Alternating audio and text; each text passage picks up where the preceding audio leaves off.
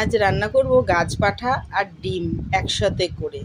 সেই জন্য এখানে এবারে এঁচোড়টাকে কেটে নিচ্ছি। আর এই এঁচোড় যে কোন দিক থেকে গাছ পাঠা সেটা আমি একদমই জানি না, আর এই তর্কেও আমি যাব না। আমি কেটে নিয়েছি এঁচোড়টাকে, কেটে ধুয়ে প্রেশার কুকারে দিয়ে দিলাম একটা সিটির জন্য, আর তার সাথে ডিম কটাকেও দিয়ে দিয়েছি।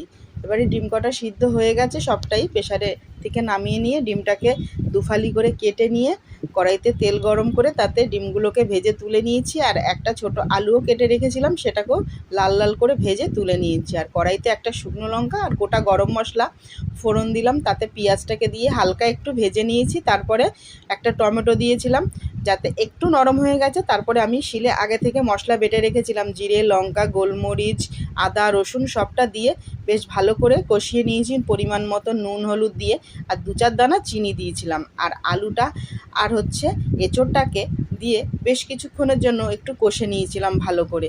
তারপরে পরিমাণ মতন জল দিয়ে যেই ঝোলটা ফুটে উঠেছে, ডিমগুলোকে একে একে করে দিয়ে দিয়েছি, বেশ সাজিয়ে সুন্দর করে।